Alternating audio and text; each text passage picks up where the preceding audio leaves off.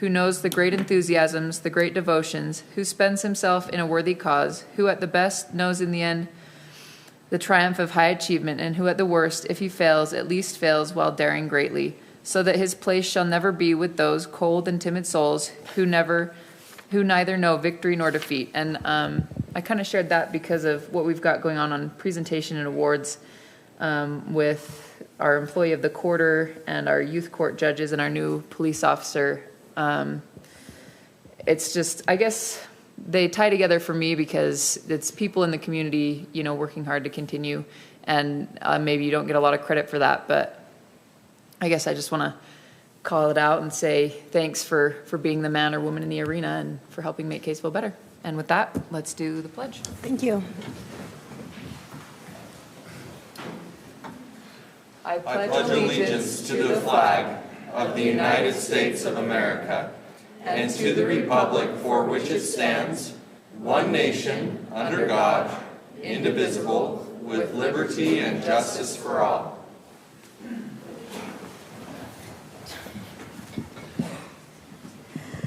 Okay, thank you, Abby. That was fantastic. We don't have anyone signed up to speak during our public comment section, and so I will now turn the time over to Melinda for a presentation of Employee of the Quarter, Jason Tubbs. Thank you, Mayor, members of the council. I'm excited to be here tonight to boast about one of my employees. Jason Tubbs is a building inspector, and we have a lot of members of public safety here in our audience tonight and their family members who support them, but one of the base and most fundamental things of public safety is building inspections. And our building official likes to say, if we do our jobs right, nothing happens. So Jason has been with the city for a number of years now. We've had some turnover in our department this past year, and both times Jason has jumped right in and said, how can I help? What can I do? He's been more than willing to work extra shifts to take on days inspections that we didn't have coverage. He's helped out at the front counter, and he's done all of this with a great attitude. So we wanted to just say how much we appreciate him, and then I wanted to just kind of share one story, one experience that I've had with Jason, just kind of show you what type of an individual he is. But you all know that August through October, I was in an incredible amount of pain with a herniated disc. And I was unable to stand for more than about 15 or 30 seconds at a time before I just couldn't bear it any longer. And one day after work, our inspectors work 4 10-hour shifts, and I think it was about 5:30, and it was pouring rain outside.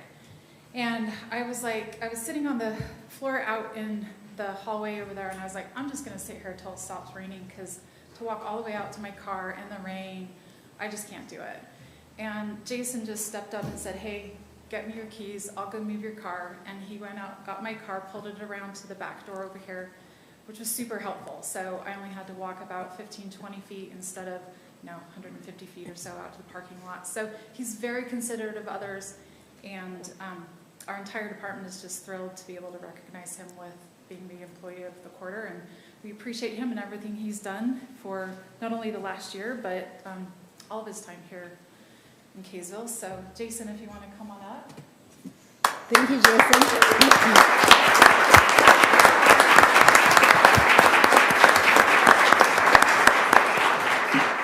And I think Jason would do that for anybody, not just his boss. But thanks for all you do, Jason. We appreciate you. Jason, thank you. Thank you. Appreciate you. Melinda, that was fantastic as well. Thank you.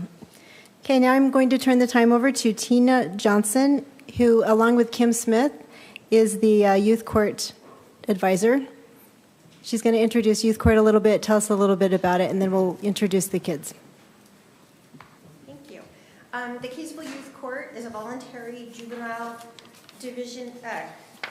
You know what? I forgot my glasses.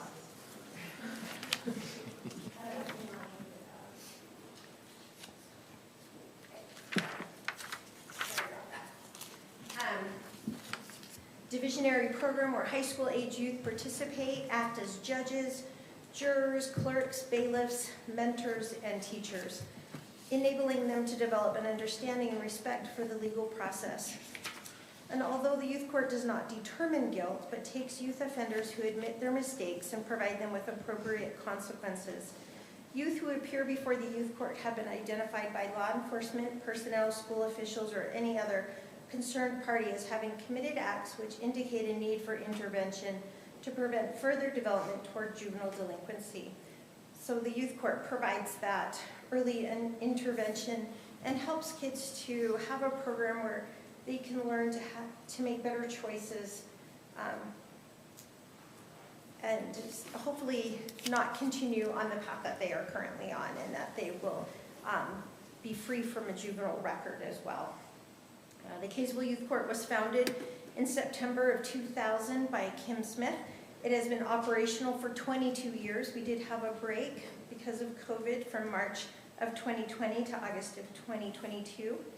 In August of 2022, new judges were selected for the 2023 court. So we've just started. The 2023 court has a panel of 14 new judges. They serve as judges, mentors, bailiffs, clerks, and they teach peer counseling and peer tutoring classes, which is some of the most important work that they do. We've had 3 months of training and began hearing cases this January. And our very first case was theft, and they have done a fabulous job with helping this offender. So I'm one of the advisors, Tina Johnson. Kim Smith is the other advisor and founder. Our police representative is Kate Bradshaw, and then we have Abigail Hunt and Nate Jackson as our city council representatives. I'll call up our youth judges. Do you want them just right here? So as I call you up, come on over here.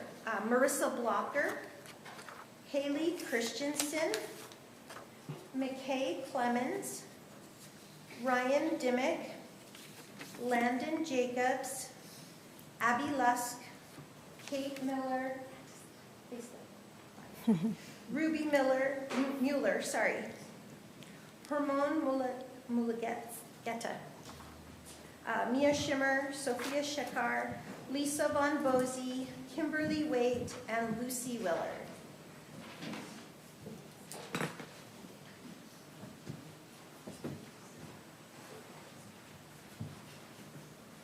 Okay, on behalf of our city, we just want to tell you guys how awesome and special you are. We really appreciate your willingness to serve in this capacity.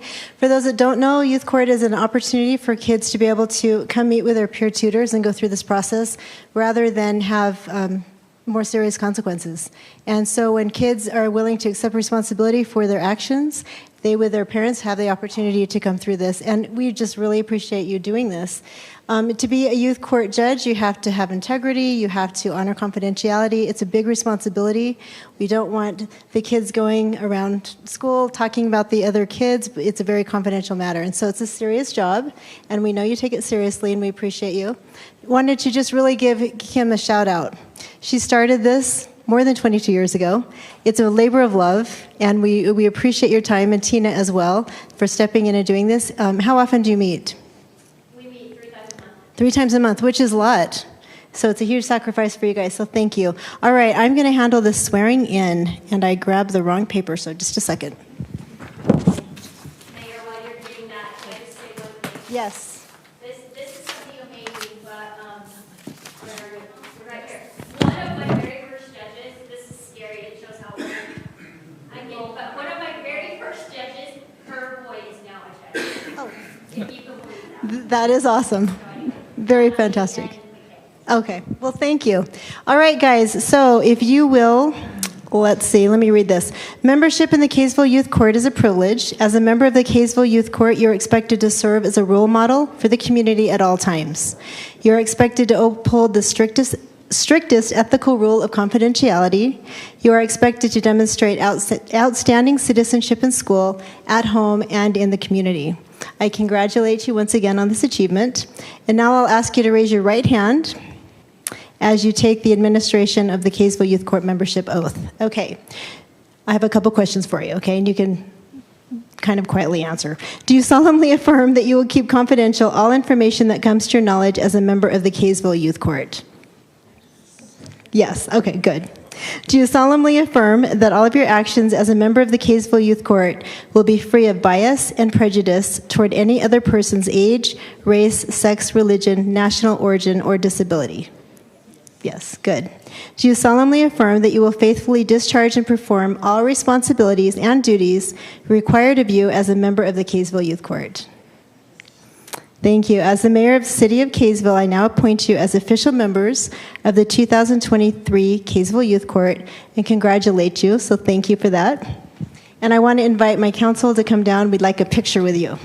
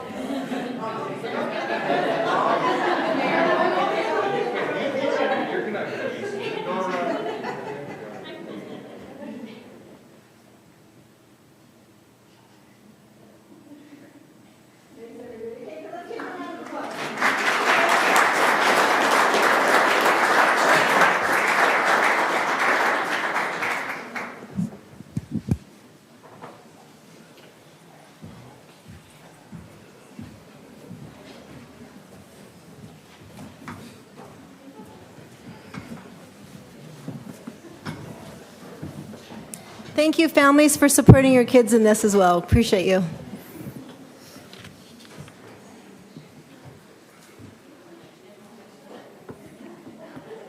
Okay, we'll now turn the time over to Chief Oberg for the swearing in of a new police officer, Aaron Velasquez.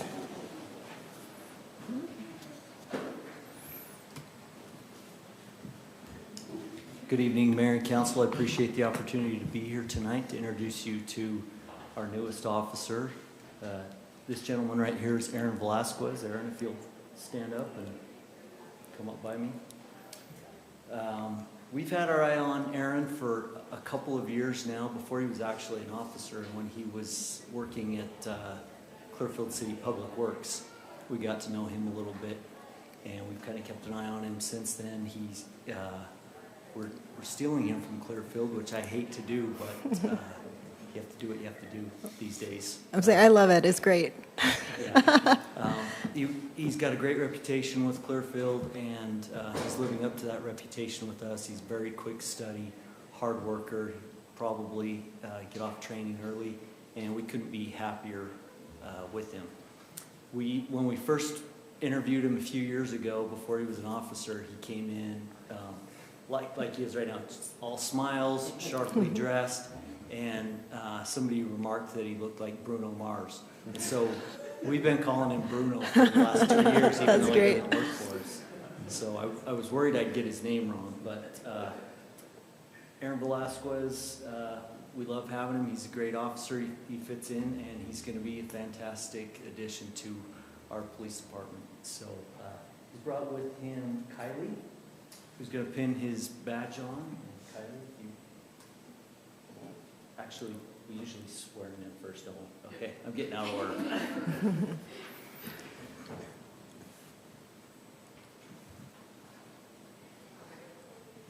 your right hand and repeat after me.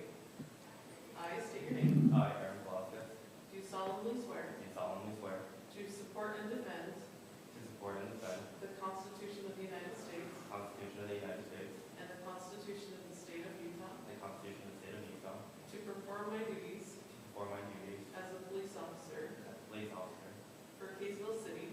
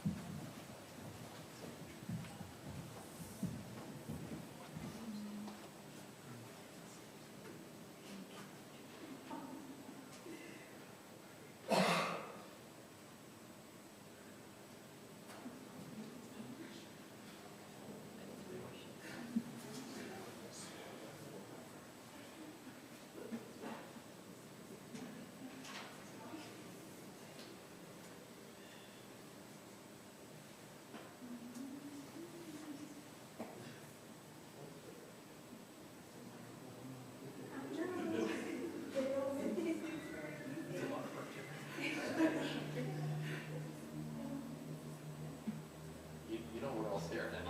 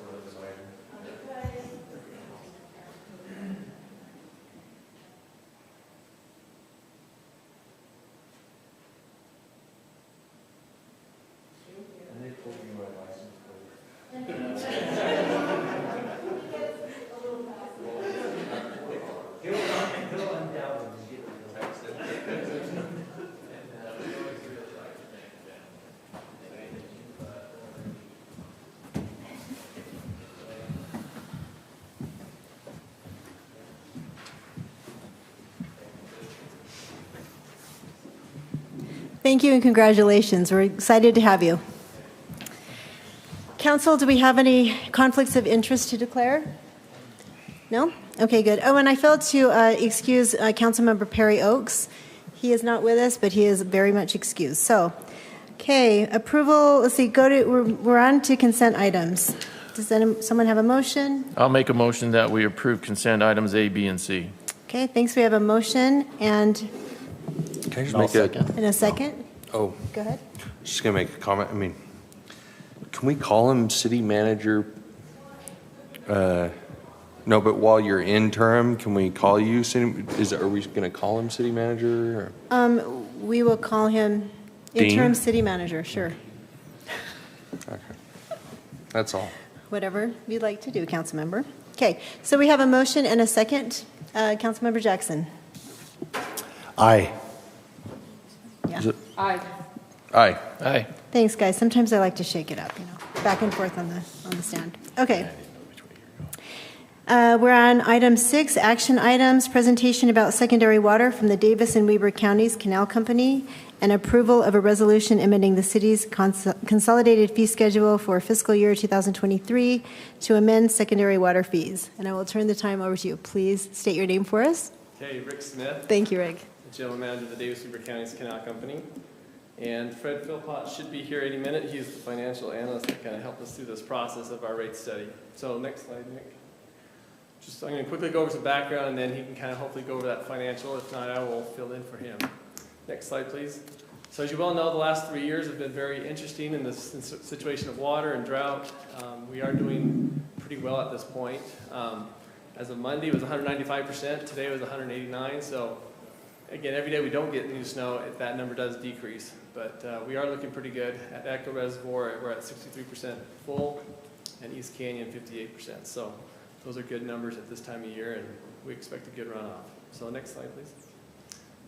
Many years ago, we did the cap facility plan for all of our secondary, and just recently we finished the Kaysville Irrigation Reservoir and our connection to that, as well as the Boynton Pump Station. So on the corner of Fairfield and Boynton, there's a new pump house that just started up this year, and it's been operational for a whole summer. So we've seen some good pressures from that, so it's helped.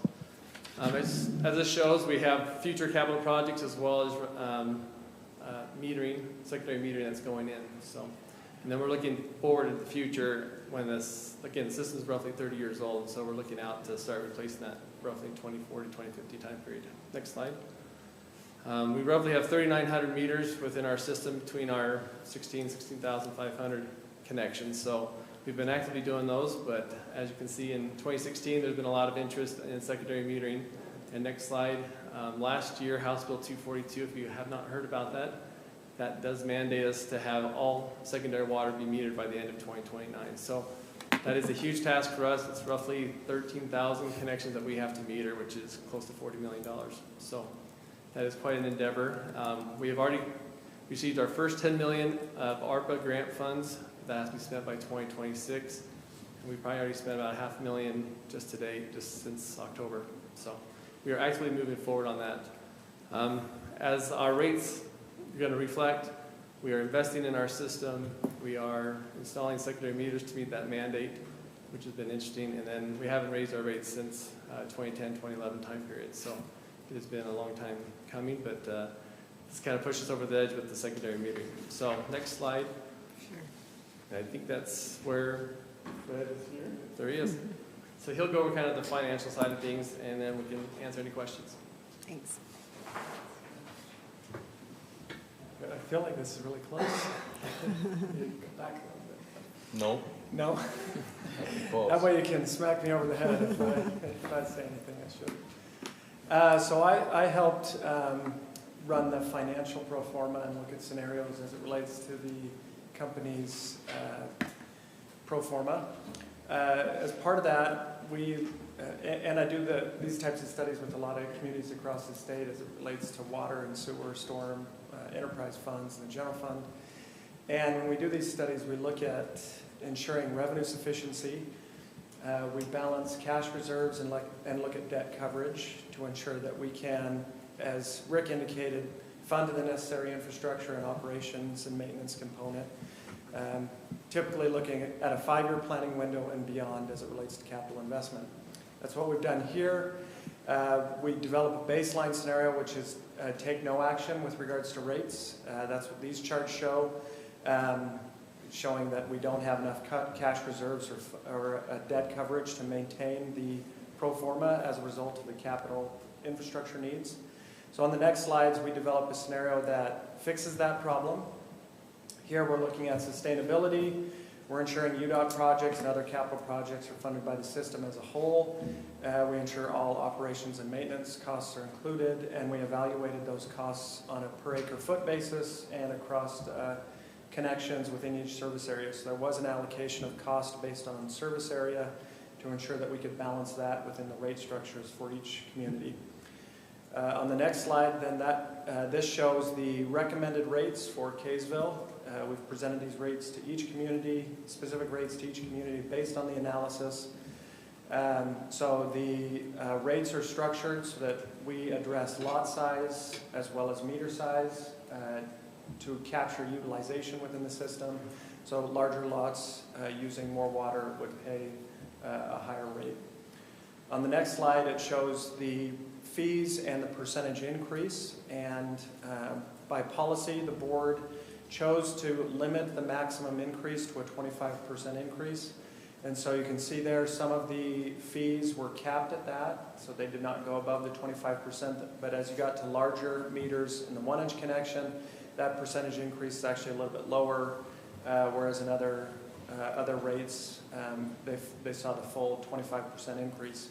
And really what that has to do with is again, the cost analysis as we evaluated the components of the rate relative to the estimated utilization and tweaking the methodology to account for more of the rate to be based on use rather than a fixed rate based on the connection size. So that's why you can see the percentage is a little bit different based on that methodology shift.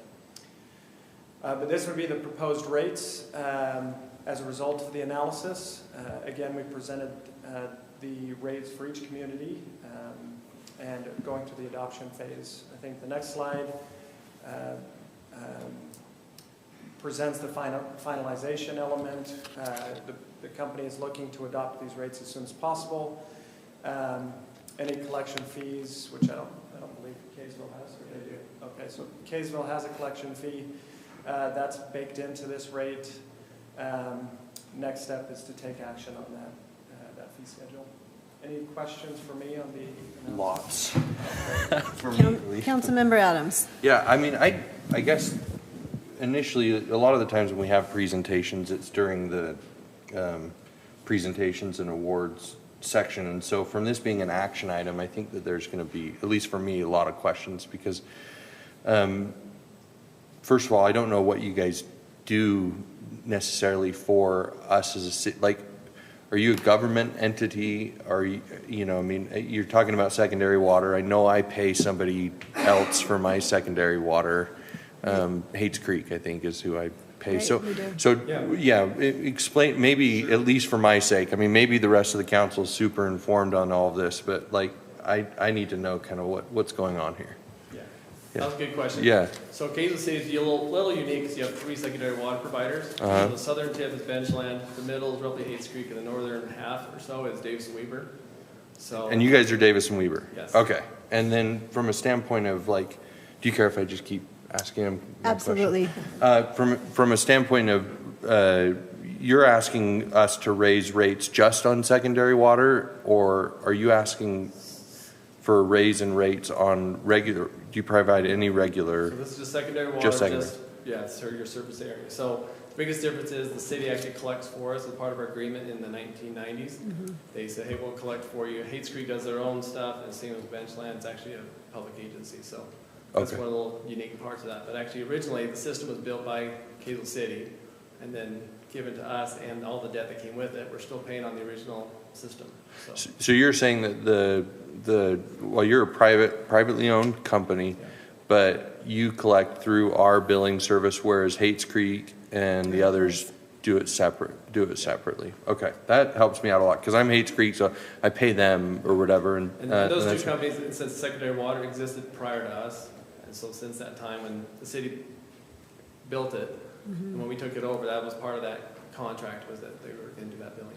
Okay, So that's the only reason why we're coming here. yeah, I'm like, why wouldn't you just raise your rates? Like, that's what, I guess that helps answer that We're trying to question. live within our agreement with the city and keep Which it aloof. makes perfect sense, but it gives us a chance too to also ask, like, so I mean, you're getting a considerable amount of money from the government to do this, to do the metering. Well, 25%. So- So some entities are getting 70%. Okay, that's good for me to know, because I thought they were essentially giving you the funds to be able to do that, but you're saying you're gonna have to basically pay for 75% of that. $30 million, yeah. And will you, once you get metering in place, are you gonna start billing by usage, or are you gonna continue to bill like this, that you're recommending, the 25% increase on the rates? Is that just for next year, or once meters are in, are you going to start billing by the use? So we're actively putting in meters right now in Kaysville City. We've already got about 200 in. Okay. Just this last month or two. Excuse me. But the long term, my assumption, based on what the mandate of having meters, I think the state will actually mandate that we'll have to bill based on that usage. But right now, we're using it as an education tool, getting the information out and helping people learn what they actually are using, because a lot of people are shocked when they realize how much they are using. Okay. So, But again, I see the writing on the wall that it'll probably become a mandate, not just our choice. and what we're recommending tonight would be allowing you to raise the rates, between 25% at the highest, but the different areas, and that is for how long? Like, are you planning on going another 10 years on that, or is that So we're like gonna analyze this every year? 2 to 5 years to see how we're sitting. Because again, if I get more grant money, which we're trying to get, if you have legislators ask them to start funding more secondary meter grants, because again, for some entities, it's been 70% coverage. For us right now, it's 25%. So our first phase is $14 million, and we get $10 million of grant. Right. We still have to come up with $4 million, right? And then there's another 30 still after that. So yeah, it's a big task. Those are all my questions. Thank you. And just for clarification, Kaysville City is not benefiting from this rate adjustment. Right. Right, just, it's a Well, pass-through. There's a it's collection fee. Well, there's a the city direct does, pass-through, but though. that is for your collection services, basically. Right, which we are doing now. Yeah, so. you already have that already. Right, just for anyone who might be listening. All right, Councilmember Jackson. I have a question, just for clarification. So that rate increase, that covers the cost of installing meters on the homes, correct? Or- That as well as O&M and other capital facilities, like that pump station we just finished, roughly $3 million, we still have to pay that off. So we Okay. did get a loan from the state at 2.1%, but again, that's a 20-year type thing. Sure. We're going to pay off. So with the difference in the percentage increases, like me, for example, would I just pay a certain fee to have it installed on my house, or are all the residents who are under Davis and Weber, it just goes into a pool and Yeah, pays it's for everyone? It's system-wide. Okay. And then can you explain the difference between the 25% again? And I know some of the larger lots had a smaller percentage of an increase. Yeah, That'd be that's the, Previous methodology. yes, the previous methodology, the larger meters already accounted for utilization at a greater proportion of the formula, and we shifted all to that to account for utilization more prominently in the methodology. So that's why smaller lots, it was more of a fixed expense, and we shifted more towards utilization so that that caused those percentages to shift a little bit. So dollar amount is may not be as big of a dollar increase, but as a percent of total, it's a little bit higher because of that focus to use rather than fixed regardless of use. So I'm not sure if I understood it correctly. So the folks with smaller lots are going to pay more. They're going to have a bigger increase per year than folks with large lots? It's as a percentage. Okay. Yeah, so, but the larger lots pay a higher fee. Their fee is higher, obviously. So we see the same amount. When you say a higher of fee, what does that mean? Sorry. The proposed fee there grows as you get into larger lots and larger connections. So a 3-acre lot, we're proposing at $313, whereas a 3-acre lot is paying the proposed fee is almost $3,000.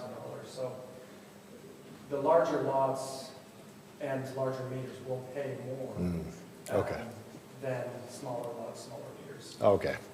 That's helpful. Thanks. Yeah, because again, one large lot could equal 3 or 4 smaller lots, right? Sure. Usage. Yeah, And then that if makes you go sense. from a 1-inch to a 2-inch, that's much more of an impact to our system, a 2-inch versus the 1-inch. Sure. The Okay. Okay, So- thank you. Councilmember Blackham? So you said that you're a private and not a public entity. Yep. Are you considered a special service district or not? Private nonprofit. Private nonprofit, okay. That's why I want to make that very clear, that you are a nonprofit. Nobody benefits from the profit of your company. Nobody puts that money in their There pocket. is not profit, yeah, it's Okay. nonprofit. Nonprofit, okay. I just want to make sure that's clear to And everyone. Kaysville City is one of our larger shareholders of our canal stock. Okay. And then you said that you have a total of about 13,000 connections, or Well, that's to be metered. how many did you say connections you had? About between 16.2 and 16.5. Okay, it's about 16,500 connections, and you're going to try to meter about how many? 12? 13,000. 13,000 total. Is that because the other ones are irrigation farm? So we've actually required meters for the last 10 years. So we were one of the Yeah. forerunners with Weaver Base, and they were first, and we were right there behind them. And so I know all the new developments I dealt with had meters, but the ones that won't be metered, are they going to be farms or what? We have very few You have farms. very few Well, I think farms. what he's saying is that they have 16,000 connections, but 3,000 of them already have meters because they've been Oh, requiring it. yeah, okay, that's what, but when you're all done, you're saying you're trying to get all 16,500 Yeah, of all them have to be, metered? all have to be Yes. metered, Okay. including the 4-inch at the parks and the 6-inch at the school or 3-inch. So Okay. You those just still cost have, you just still have tens of thousands of dollars. 13,000 to go is what you're saying. Right. Out of And some of this. those 13,000 are actually these large park and school ones that are much more expensive. Yeah. We're talking roughly almost $3,000 per connection for a 1-inch. So one of the questions I do have, since you are private in that, normally when we do a rate increase or something, we have public hearings. You're no obligation to have a public hearing before you do a rate increase? No, because just for our agreement, we have to keep the city in the loop. And since you collect, that's part of your consolidated fee schedule. And then is this a district-wide? It's not just Kaysville City? You're planning to do Yeah, this so this in is all our your, fifth city in 2 weeks. fifth city in 2 weeks? Okay. And really what you're telling us is this is more of a notification process required by Right, you it's the formality to let of us going know, through so we have process. to go through the Yes. formality of approving it. Okay. We're just used to public hearings. Yeah, absolutely. Yeah. Okay, any other questions? Councilmember Jackson? Oh, Oh. Councilmember Hunt. Yeah.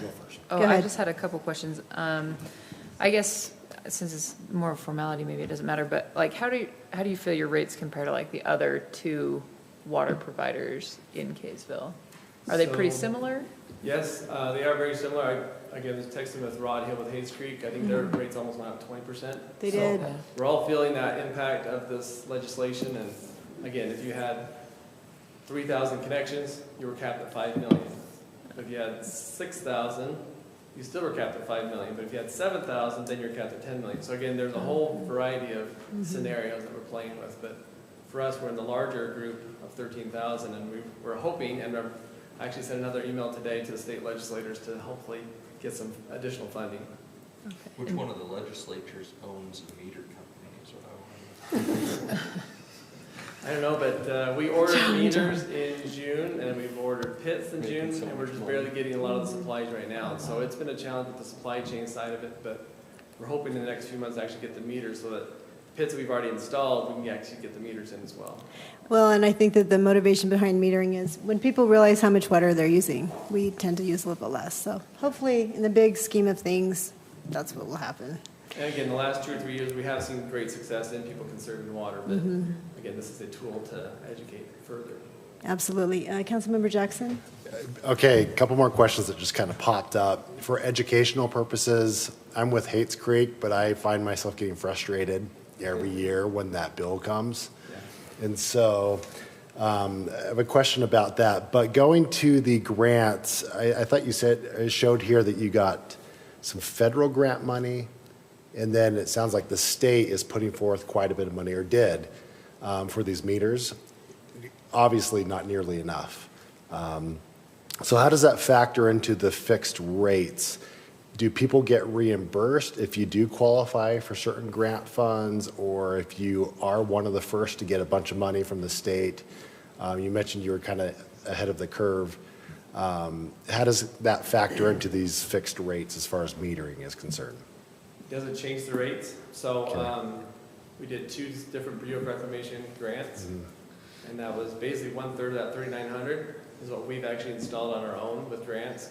The other 2/3 was from new development, and then the rest, this 13,000 we're talking about, is part of this overall state mandate. Okay. And we only received $10 million to date for that grant. For that $40 million cost. I have had entities, Rick mentioned that we should go through this type of study every 2 to 5 years. And we created a 5-year pro forma and beyond relative to debt service specifically, because there were assumptions with regards to those future projects and potential state funding at a low interest rate to make sure we can construct those projects. So I would envision in future rate iterations that those assumptions would become more clear and would influence the projections with regards to future increases. So in our model, we showed the potential for even additional increases without additional funding. So if we don't get any more grants, there may be additional increases to ensure that we can pay for all of this, especially considering inflationary pressure. Now, if the company gets grants, then that projection could be revised downward, and we could say, no, we don't need any additional increases because we received additional funding.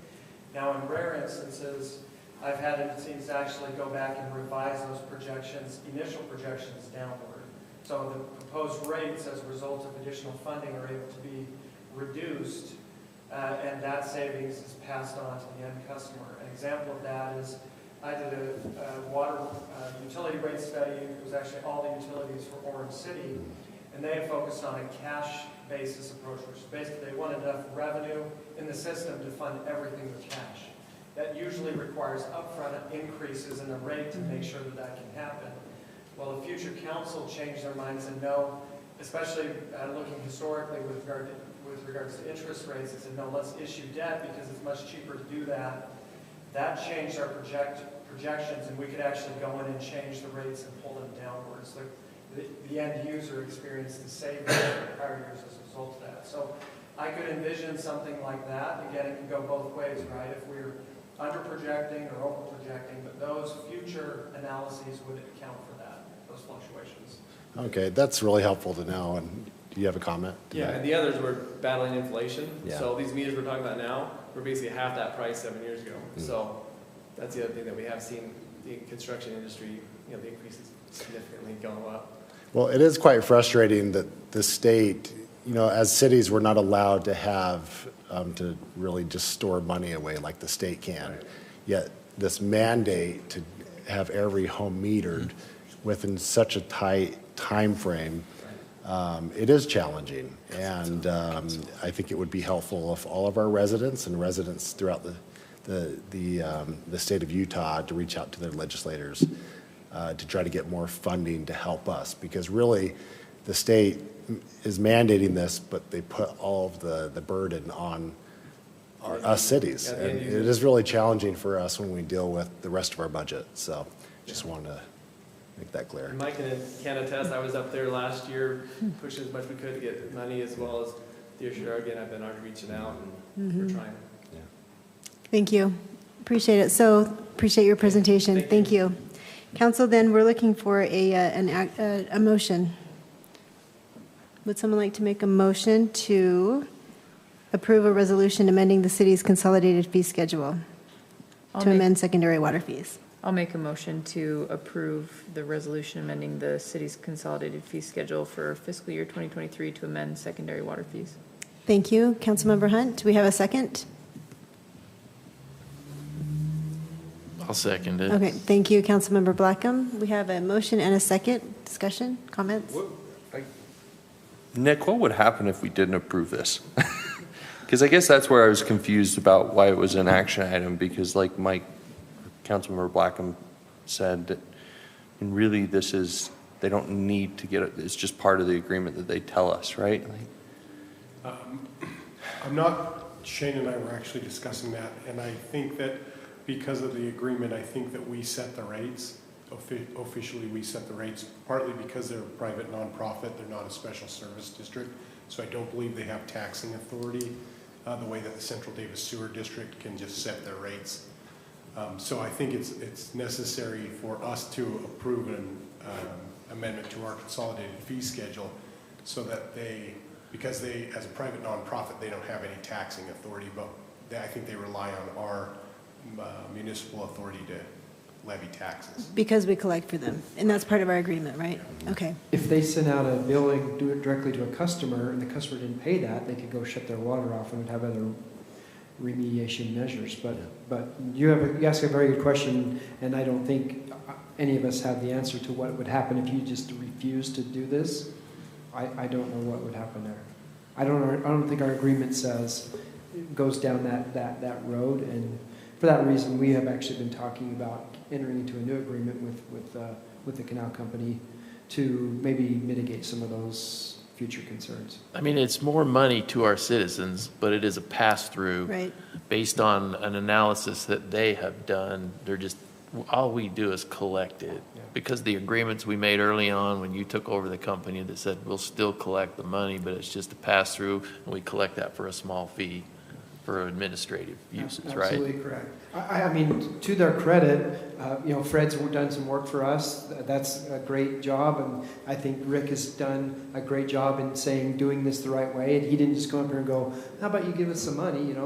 They have a study done, and so it's hard for us to argue with their needs based on that. But it's a great question. Yeah, I mean, I guess what it's kind of, I mean, and the same thing happens with I don't know if we have some agreement with Hates Creek. Like if Hates Creek just came and said, like, we're going to now charge you $1,000 or $2,000, do we have nothing we can do? But yet we install the secondary water and we don't let them use primary water. Well, they have a direct relationship with the customer.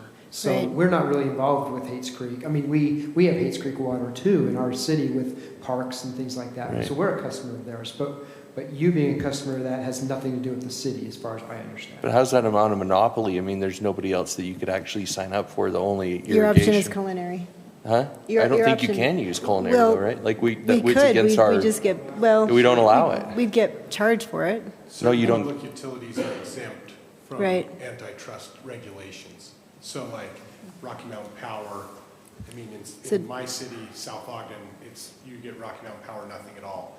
And it is a monopoly, but it's exempt from those regulations in federal antitrust laws because the cost to build competitive systems and everything are just Which is amazing. It's just It amazing. is. It's It is. they're also highly regulated industries where the costs have to be closely associated with, or the fees they charge the customer have to be closely associated with the costs that they incur in delivering those. And they're regulated more than Microsoft or Apple or these other big corporations that sometimes get in antitrust problems. Do you know who oversees like Hates Creek and those other entities? Is it a state office, or is it more federal? Yeah, I believe they're special service districts in the state, so they are political subdivisions in the state of Utah. I don't know which agency oversees them or ensures that those are, but they're audited just like us. Okay. It's very similar to how a city or a county would be audited. Is there a way that the city, and I don't know that much about this, but can the city expand services from a nonprofit to folks who are currently with these special service districts? Or is it just kind of cut and dry, there's boundaries there, you can't take people in and out? That's a question I'd have to do some research on. My inclination is that if the nonprofit wanted to expand their services, that nothing would prohibit them. There's nothing that prohibits another power company from starting and becoming a competitor with Rocky Mountain. It's just Because all the pipes yeah, connect to they the have- same they've got sources. all the pipes Yeah. and everything like that. So Okay. I think they could expand their service. Generally, the problem, as I've understood it, is that these canal companies and these irrigation companies service as many customers as they can, but they're also limited by the amount of water and those kind of things. Okay. I think Thank just you. one last point real quick. Okay, Councilmember Jackson. I think it would be interesting to look into that because I like the idea of Davis and Weaver coming and presenting to the council versus some of these other entities that can just raise rates, and it's kind of a mystery as to what that money goes towards. And that would be a good discussion. I think the reason that they do is because it's part of our fee schedule because we're collecting in their behalf. So it's part of our process. Yeah. But it would be interesting to have a meeting with them at some point just to find out. Mayor, would Abby entertain a friendly amendment to her? Would you entertain one? Depends on what it is. Well, that's what, you're going to entertain Yes. entertain it. Would be to add to your motion everything that you said, but add the count, or the city staff look into ways to maybe prevent this from happening. Prevent it from coming to us as an action item in the future, like some way to write that into A renegotiation of the agreement. I'm going to do that regardless. Okay, Great. good. Okay. Good. Okay, so does that need to be part of the motion? I would accept that amendment. Would you add it, All right, Abby? are you okay with Okay. that? Okay. Great. All right, with the, okay, so we have a friendly amendment. We need to know if we have a second on that. He did. He said Second. Oh, we have a second. I'm Okay, second. comments? Oh, I just had a question about Question. that. Okay. Would that bypass this process of meeting before the Yes. council? And It would make it an Okay. automatic process just like Hates Creek, right? Or not? We could explore that. I don't want to speak for Yeah, Mr. Smith and Okay. Davis Weaver, but that's something we could explore along with other options. I mean, I would hate to remove this process out of it, just because I think it's good to have this discussion, and it's good to know where money is going and whatnot. So, You might ask Rick what he thinks, and he may disagree with what I think. So there's probably a lot to be determined still. I don't think we can say today how it would look. Right. He may. Would we you may like to not come up want to- and clarify? Thank you. Yeah, I just want to, again, I'm not Haines Creek Irrigation either, but I'll let Rod Hill answer that. But they are, just like our canal company, a private nonprofit company, but each one of their shareholders is one of their customers. So that's the difference. The city's actually one of our shareholders, and we're delivering your water through our system to your residents. Because as development happens, the city's retaining those water shares as part of development. So you, every year, are continually getting more shares of our company and Kaysville Irrigation. And all we are is the facilitator getting that water to the end customer. If that makes sense. That makes perfect, no. Yeah. And that's why I think, like, in some ways, it's great that you come and talk to us about it. I just wonder if in the future it could be more of a presentation and not necessarily an action item. Just, Right. it feels strange as an action item, because then it comes across like we're approving you to charge our citizens more money, which it sounds like a raise in rates, when really you're nonprofit, I mean, it just made. It's a water user rate. That's Right. what it is. So at least we need to look at it.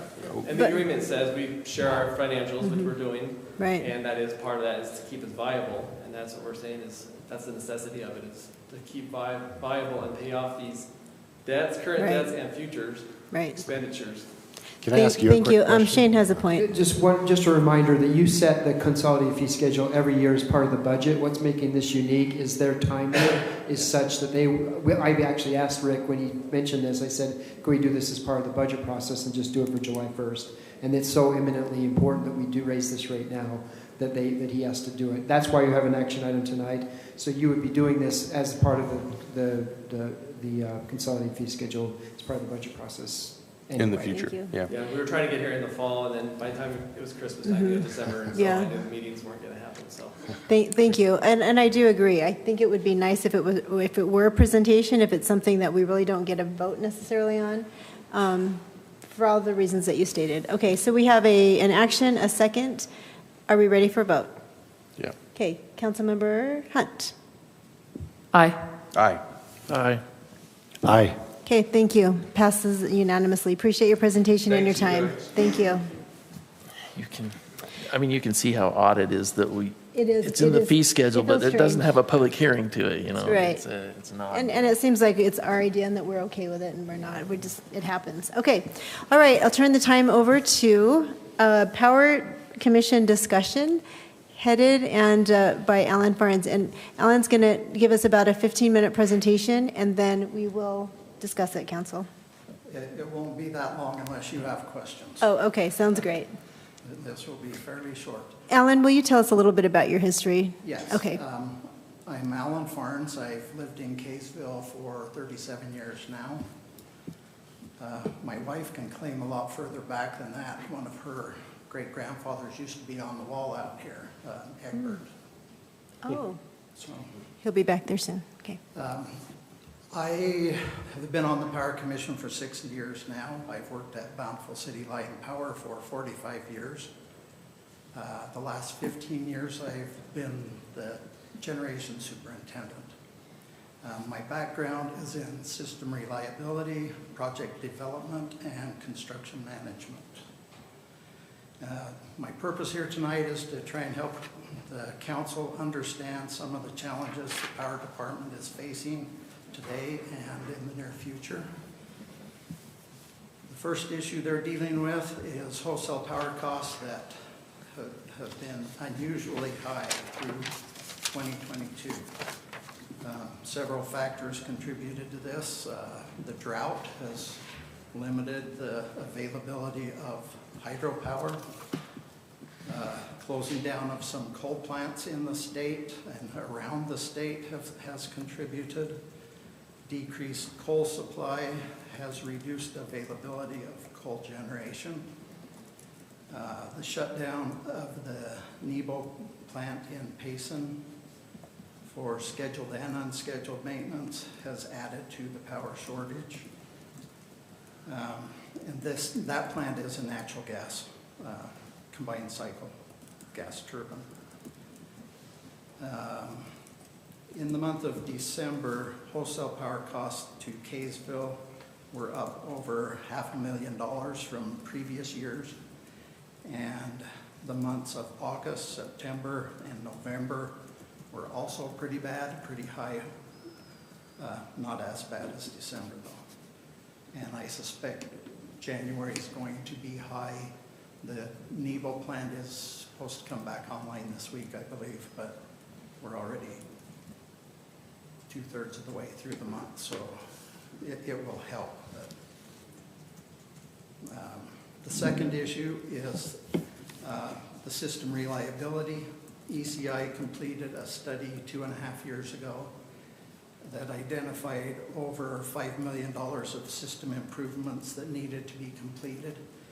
And I believe all those items are necessary and that the cost has gone up or will go up. The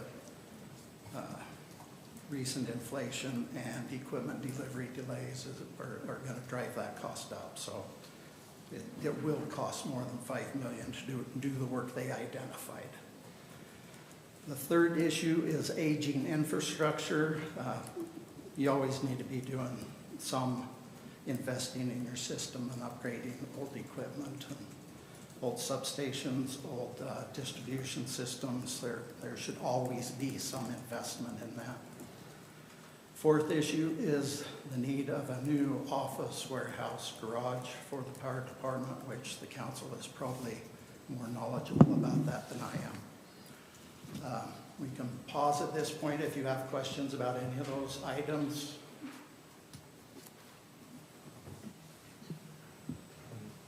Yeah, I probably have one quick. The 5 million, that's just here in Kaysville. Yes. And that's, do you have a breakdown of what those suggested improvements? It was some transformer upgrades and feeder line connections that needed to be larger so they could, one feeder could back up another feeder. The study is on the city's website under the power department. It's It's pretty lengthy study, so it identifies it pretty well. It's hard to follow all the line stuff unless you have a map. Substation information's pretty, and you probably need a drawing to know which sub they're talking about too, but I believe it was the 2 west subs that needed transformers, and those are ordered, but they had estimated them at 500,000 each, came in closer to $1 million each. One will be delivered, I think, in 2024, and one in 25, is that right? Yes. So, yeah, they're out there a ways. So, Anna, I have a question. You mentioned in December this last year, power cost to us, our wholesale power, was an increase of $500,000 in just the month of December. Did I understand that correctly? Okay, and then you said for the prior months, some of the summer months. September, August wasn't too bad. All the other months were considerably higher than the previous years. Have we ever had a month this past year where it was less than a previous year in terms of months? It's just so that we can see the. I don't believe so. Okay. But some of them were pretty close. Okay. That might have just been growth. But in September, when that heat wave hit, power costs went crazy. And it came down a little bit in August, but then it's gone back up again. And so as we project out, what are you considering will happen? What do you think based upon your information? The Nebo plant being back online will help Kaysville quite a bit because we get a pretty good share of our power from Nebo. It's over, I think, 20 megawatts is. Wow. Okay. So that's probably at least a third of our source. I was going to say, we do like 50, don't we? 50 or 60? Yeah, somewhere. More in the summertime, but winter time we're running about 22 megawatts right now. In the summertime, and that is through the citywide. Yeah. What we need. And, but the coal plants, there's issues with coal. There's been a fire in a mine in southern Utah that has limited coal in the state, and so the coal plants are stockpiling as much coal as they can to get through the summer months. So there's still kind of a shortage of baseload resource in the state. So based on our current billing for power, what does an increase of 500,000-ish look like over a year's time? I mean, how much of an increase do we expect will happen perhaps this next year? Is that even something that's? Yeah, that is actually the next part of my discussion, if we want to go into that. Okay. The Power Commission met in January on the 10th, and we discussed this, that we're going to need a rate increase to cover this, but we're not sure how much of a rate increase yet. So the staff's going to get us some information. We will meet again February 7th, and I believe we will make a recommendation to the City Council to implement a rate increase effective March 1st. So at the City Council meeting on the 16th, I believe, February 16th. And what we will probably do is try and do an early rate increase to try and curb this problem, but I suspect there will need to be a follow-up after we kind of see how things settle down this summer, and possibly a second one in the fall. Interesting. Okay. As we get into and maybe we're getting to the weeds, so go ahead and present, and then I'll ask you some more questions. Well, that was the next item, Okay. is the discussion in Power Commission on the rate increase. And then the other one is the discussion in Power Commission concerning the city. We recommended unanimously that the City Council not change Ordinance 4-2-7 to allow electric fund transfers. We don't believe there's surplus funds to transfer. Okay, as we project forward, you're saying? Well, even seeing the track record of this year. Okay. So, All right, that brings us to more questions, I'm sure. Well, I guess, Wow. I was going to ask Dean if did you bring some numbers for us, Dean, to have some questions about that? Because I know, and maybe let's talk about the difference between a monthly operating budget. You know, if the rates are going to be an increase of maybe in 1 month of 500,000, or not the rates, but the fees, what does that do overall to our income versus our expenses? The power fund money, in my mind, is the what is it called? The reserves is different because it's money that's been saved over time versus operating costs. I think the takeaway from the discussion is that over the last 90 days, things have changed significantly, Okay. particularly in regards to resource cost. For example, in 2021 of December, we paid $887,000 to UAMPS for resource. In December of 2022, we paid $1,892,000. So that's on a kilowatt hour basis, that's 13 cents per kilowatt hour, when most of our customers are paying between 9, 10, and 11 cents per hour. Thank you. That's what I was asking. Yeah, Okay. I think the question is we have adequate reserves, and we have good, healthy reserves. But if this continues over the next several months, that gives us some concern, obviously. I don't think we're in crisis mode, but I think we're approaching panic mode a little bit as far as resource cost. So I think the Power Commission is just aware of what's going on with resource cost and wanted to bring to your attention what's happened over the last 90 days or 180 days. I mean, they would have asked back in October, things were quite a bit different, but things have changed. Interesting how fast things changes. Okay, things change. Council. Councilmember Blackham, yes. Question I have then, Dean, you say that the net expenses were, but what were our net revenues? Have we ever had a month where our revenues have not equaled to our expenses? Yeah. How much? I mean, that's what I want to know. I want to know numbers when we get into that. I want to, if we're going to get into talking about numbers and money and not using things, I want to know, over a yearly what our revenues have been compared to our expenses. If you just look at December alone, which was the worst month, you just look at what we sold it for and what we paid for it, there was a loss of about $500,000. And that does not include any operating costs.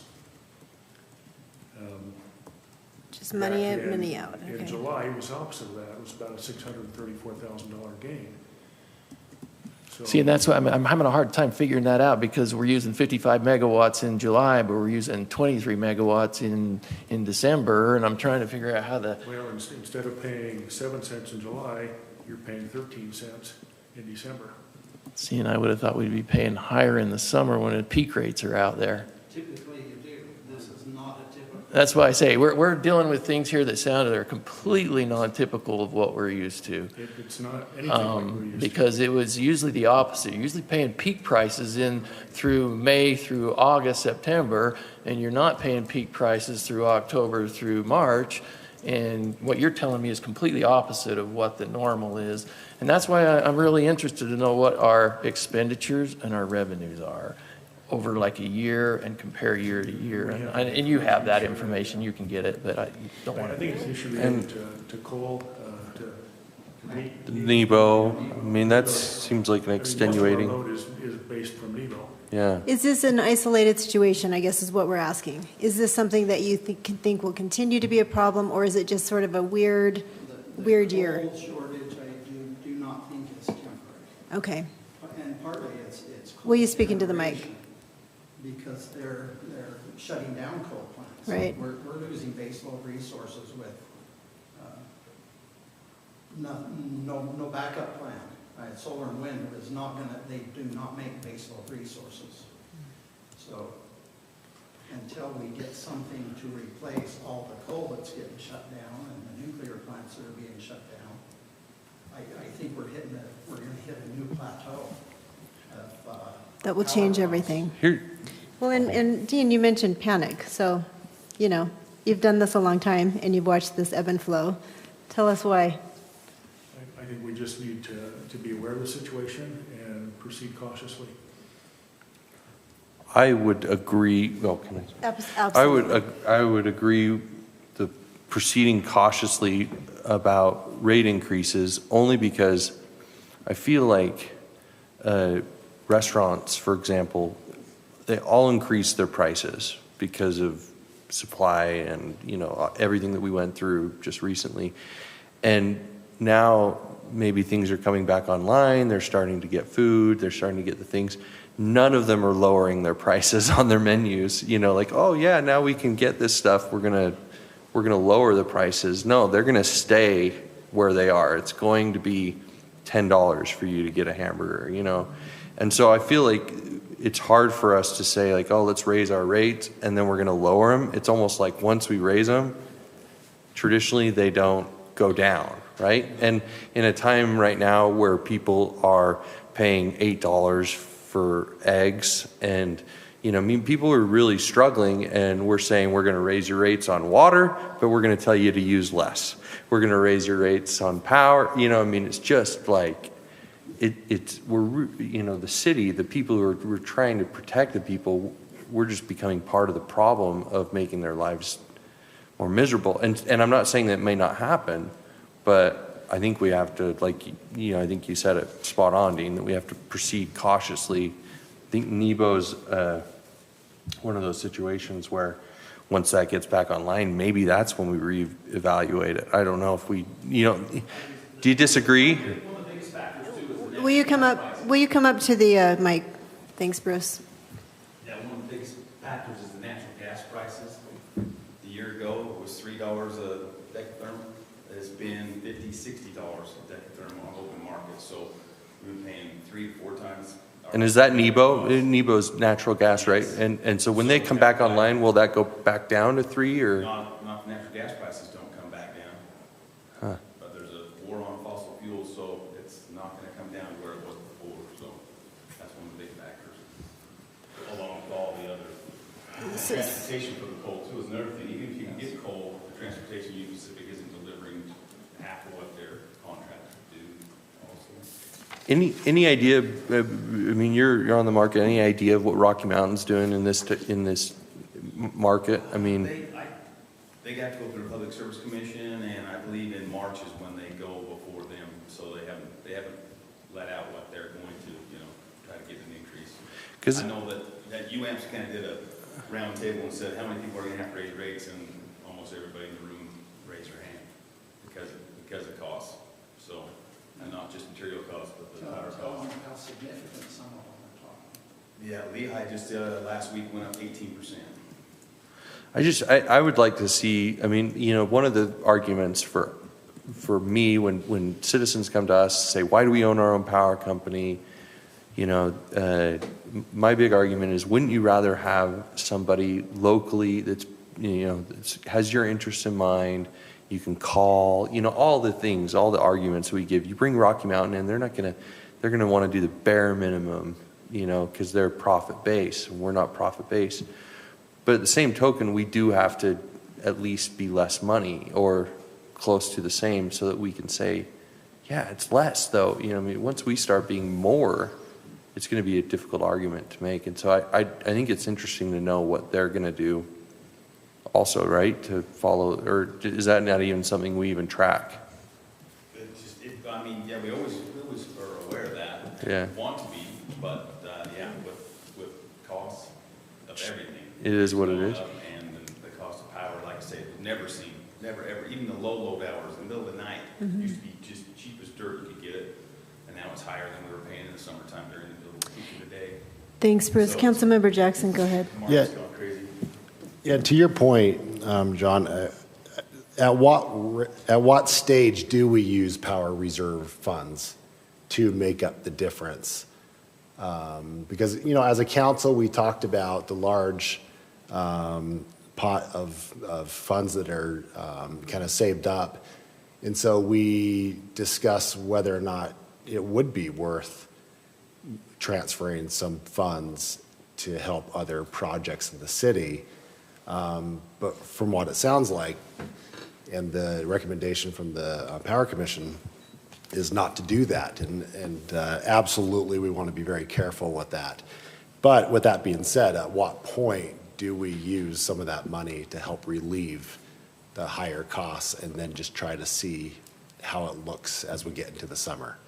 Right, we try to keep our reserves at at a certain amount, so Yeah. if there was excess, but we're gonna have to use the reserves to, Yeah. try to stay And alive. I just want to kind of see more numbers and see if we Yeah. can, because with inflation, it's just really challenging right now. And another quick question, with coal power shutting down, I know that coal power plants in the state that also supply power to, let's say, California, that's a big reason why they're shutting down, because of the restrictions in California, environmental restrictions. Are there coal plants in the state that just supply power to entities in the state? And are those type of plants shutting down? Educate me a little It's bit. coming from the federal government, not just from California, so. So if the coal powers cities within the state and they're not crossing state boundaries, is that still Still the a same heavy thing. federal We've got the same regulation? issues that Hunter in, up by Price, Mhm. those coal plants are having the same exact problems. Can't get coal, can't get it delivered, so. And they're not crossing state boundaries, or, okay. So, yeah, it's more of an EPA. I have a question. So, Ellen, you work for Bountiful Power. Yeah. What's going on over there as far as rates? Now, keeping in mind, we do know as a council that Bountiful does count on the power transfer to, supplement their general fund balance, and we understand that, so. We are looking at a rate increase this year. Haven't identified exactly how much yet. Okay. Can I piggyback on your question? Absolutely. And then Abby, I know, has her thing on. I don't know if it's accidental or if she's typing. You were quoted in one of our last council meetings by Miss Susan Lee that you were very opposed to us using any power funds for anything other than power. Now, I don't know if that's the case. It's nice to have you here in person so you can tell us if she was quoting you appropriately or not. So that would be my first question, is if she was quoting you appropriately. And the second question is having the experience of working with Bountiful and seeing the way they count on a certain percent that goes to the city. I know you got to be careful a little bit, but also at the same time, you live in Kaysville, my neighbor, and so what are your actual thoughts on that? I mean, we're talking about using some of it to buy a fire truck. That was a question. Or even we're talking about just having the potential to use it. Potentially use it. Yeah, to potentially ease a tax increase. So, go ahead. That's it. That's my question.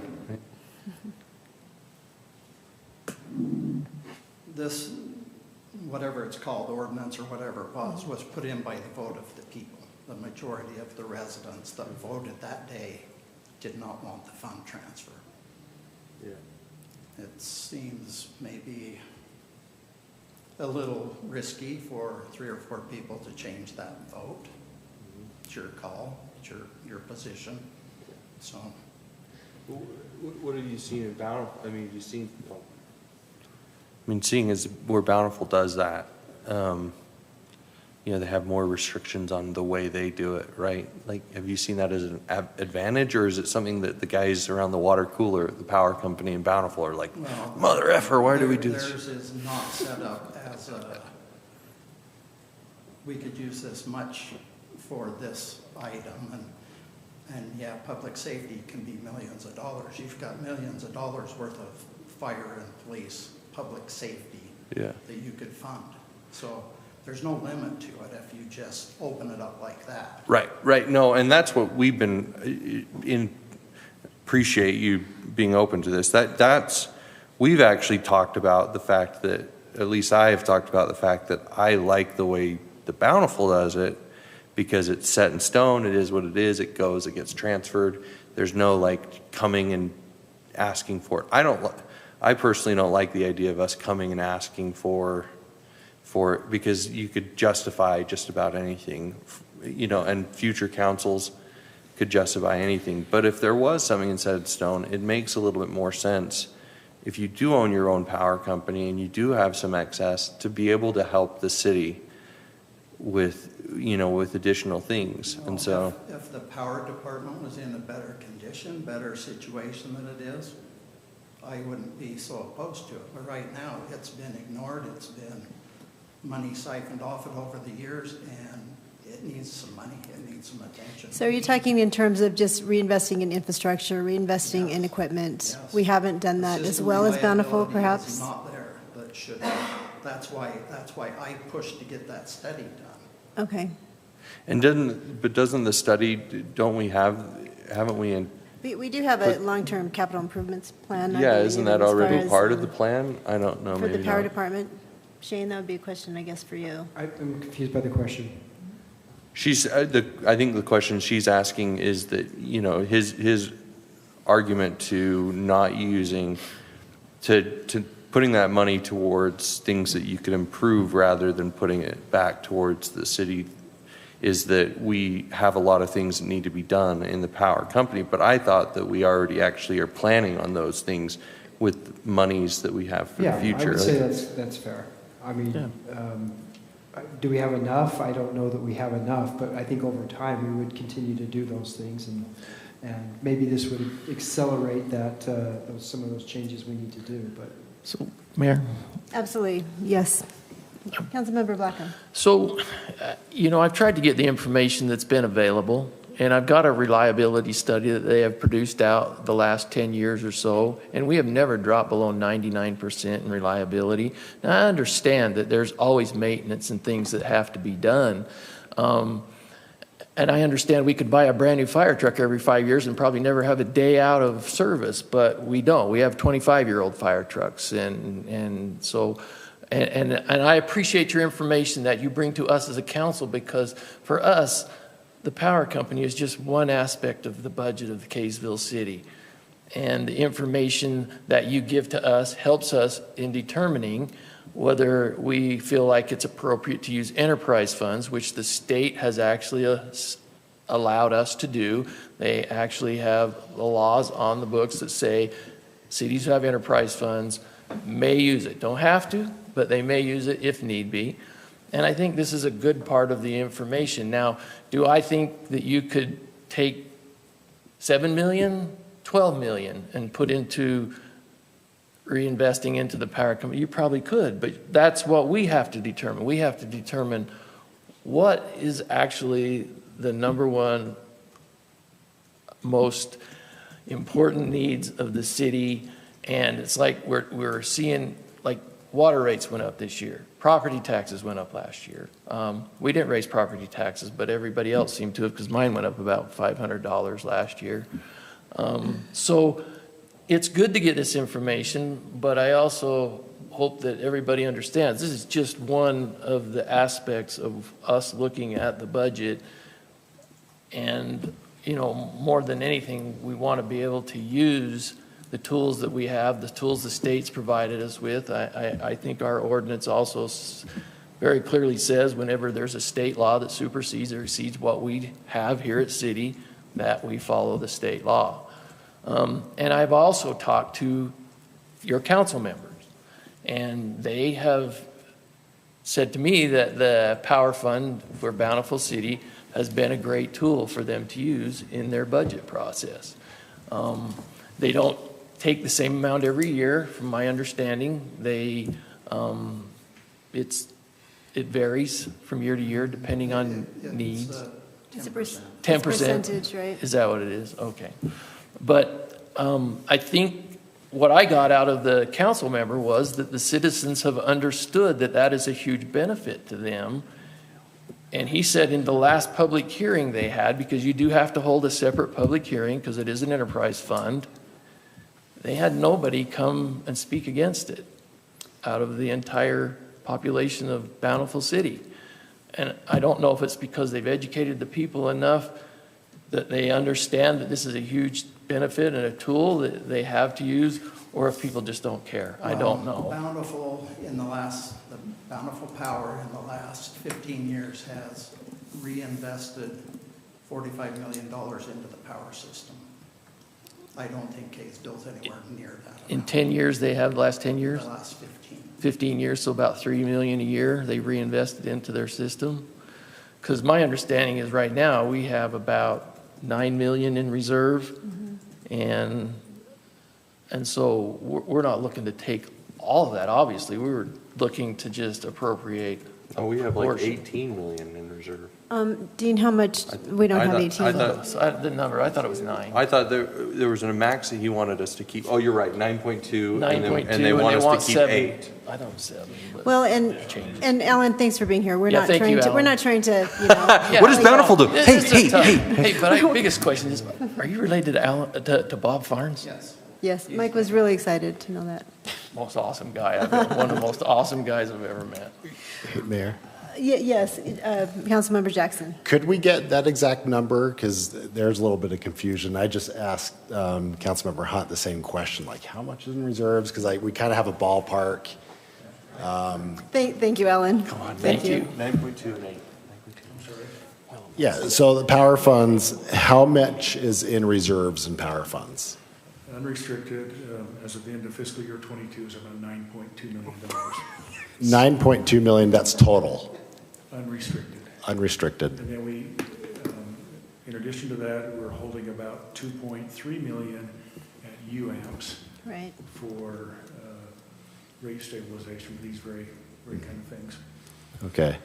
And then the minimum amount that the power wants is 7 million in reserves. Is that correct? Or 7 or 8 million to not ever fall below that number? Yeah, I think we said our cash reserve policy says we ought to have about 9.7 million. Okay, 9.7. Okay. No, If you go to 9.2 and then the additional 2.3, the difference is over our cash reserve. Okay. No, that's really helpful to know. And, I can't speak for past councils of how they've used that money. We've been very serious in our discussion up here to not make those same mistakes and also to set protocol in place that where future councils wouldn't do that as well. But in no way, shape, or form do we want the power company to not reinvest into the needs of the city. And so we want that to happen. But with the excess funds, that's why we discussed potentially using that for one-time purchases. But my biggest question, I kind of said this before, and it goes back to, okay, if we have that large amount of excess funds, to me, if we're in a panic mode, maybe not crisis mode yet, but if we're in a panic mode, then we should dip into some of the reserve funds so that we don't have to raise rates on people. And then if that's the case, then not use any of those funds for any other purpose in the city. But that's just something that I would like to look at more closely to determine once NEBO gets back online to see kind of where we're at before we make any big decisions. But.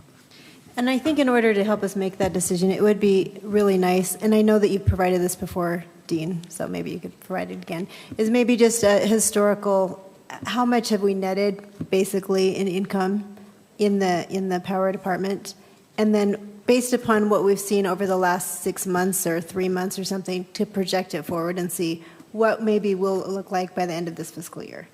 It would be nice, and I know it's kind of a guessing game on your part, but just so that we have some actual numbers to look at as we make the decisions, it would be helpful for us. And Councilmember Adams. just like and this will be probably my last comment, but I think the big thing too right now, at least the thing that's mulling over in my head, is the optics of, if we're going to look at a rate increase, the optics of taking money out of the reserves doesn't look very good. Like Bountiful may be, who knows, maybe citizens might start showing up. Once their rates increase, they might start showing up and being like, why are we transferring 10% of this revenue back to the city and you're increasing our rates? People might show up and be like, hey, just stop doing that 10% and don't increase my rates. And I would maybe be in their camp, but then there's also something to be said of citizens might say, no, I'm fine with it because that's why we have such beautiful parks, or that's why we have so many of these cool things, because we have reinvested, and I would rather pay that little bit extra into my power bill knowing that it's going towards some of those things. And that's the hardest part about the vote for me about Prop 5, was that a lot of the presentation, a lot of people I've talked to about Prop 5 have felt like they were supposed to get a check in the mail. Like they were under the impression that they were going to, if they passed check. Prop 5, that at the end of the year they would get X amount of dollars back in the mail. And so many of the people were kind of discouraged that it ended up not being that at all, and so I think that, and again, I agree with you, they voted for it, so the idea that 4 or 5 of us would change that, or 3 of us could change that, it's a big deal. That's why I think we're talking about it. Well, that is, and I'm glad that we've had a conversation because, like you said, over the last couple of months, things have drastically changed. And we just don't know if that's going to continue. It sounds like it probably will continue to be bad for us. Councilmember Jackson. This is great, having this in-depth discussion on this. And I would go to say, yeah, it is a big deal that we up here can make decisions like that. But that's what our job is and why we're elected. It's Democratic Republic. We are here to try to hammer out these issues and absolutely respect what the citizens have done. But as a council, it's our due diligence to look at these things years after and years later as we consider the rest of the budget. And so I just wanted to make that clear that we do take this very seriously, and all the information that we receive absolutely is helpful as we make these difficult decisions. All right, thank you, everyone. Any other comments, questions? No? Okay. Thank you for being here, Alan. Thank you for being here, Dean and Bruce, and helping us understand this process. Okay, so let's see. Let's move on to council member reports. Does anyone have anything they would like to share? I want to give a shout out to our council. We had almost everyone who was available in attendance yesterday. Was it yesterday? Yesterday at the Capitol, with our youth city council and city councils across the state. So it was a fantastic event. We really appreciate it. Councilmember Adams was able to get us a meet and greet with Governor Cox and President Adams and Speaker Wilson, and that was exciting for the kids, and it was a good experience. So we appreciate that. Thank you, everyone, for being there and participating. Anything else? I don't have any. No? Okay, Mayor? Shane? Oh, Abby. Sorry, I just wanted to interject. I know we already talked about the youth court, but it's been really cool to see them, and Nate can say this as well. It's been really cool to see them, progress through their training and have their first case, and it's just cool to see kind of that system working. But they're all working hard, and it's great to be able to go and see them and participate. Well, and I think we're really fortunate that our police department supports that. So instead of getting a misdemeanor, I think you can go through the youth court process and not have that on your juvenile record. So it's a very, very wonderful program. Thank you. Shane? Just a reminder about the retreat a week from tomorrow here in, just here in this room. Okay. 9 o'clock. back on your radar. Do you have a slideshow to show us from your trip? I do not. No. Okay. There's an Instagram slideshow, but it's pretty boring. Well, thank you. We're glad you're back, only to leave soon again, so not happy about that. Okay, anybody else? No? All right, thank you. Looking for a motion to adjourn then. So moved. Okay, second. Aye. All in favor? Aye, thank you. Thank you. Awesome job. Awesome job. I need to make it more Thanks for fun. the shot. I do need to make it more fun. I was telling Lee that you're